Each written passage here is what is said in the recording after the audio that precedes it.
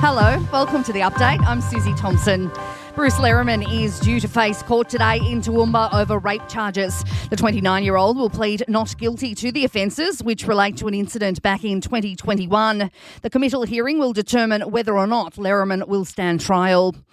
Israel's Prime Minister has delivered another setback in mediation talks with Hamas after a deadly blast in Rafah. 8 Israeli soldiers and 19 Palestinians were killed in the weekend attack. Despite facing protests and calls for a ceasefire deal, Benjamin Netanyahu says the war in Gaza will continue until Hamas is wiped out. Prime Minister Anthony Albanese will meet China's Premier Chiang Li in Canberra today. Albanese is set to declare the relationship between Australia and China is rebuilding, but the federal government will not stay silent in disputes with Beijing.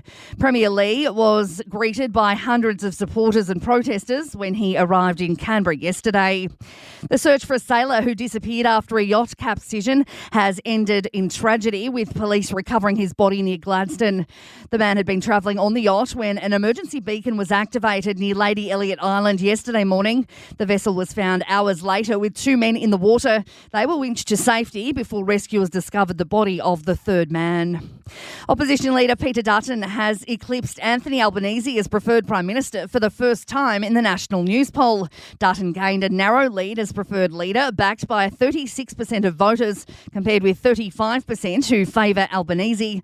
Climate, immigration and the economy have led to the shift in support.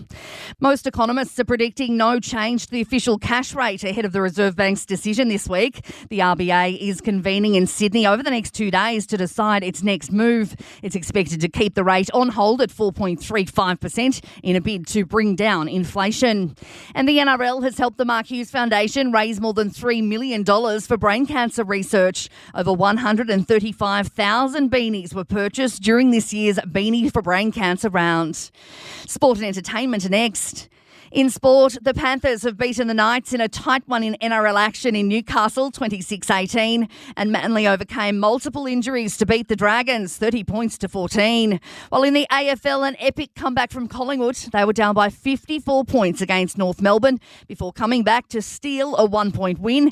It's their third biggest comeback in Pies history.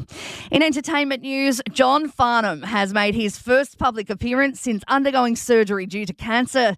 The Aussie music legend snapped attending his son's wedding in the New South Wales Southern Highlands. Farnham's been photographed looking happy and healthy. And the royal children have posted a touching Father's Day tribute to Prince William, Prince George, Princess Charlotte and Prince Louis, sharing an image with the caption, "We love you, Papa." It comes a day after Catherine made her first public appearance in months at the Trooping the Colour Parade. And that is the latest from the Nova podcast team. We'll see you later on for another update. I'm Susie Thompson.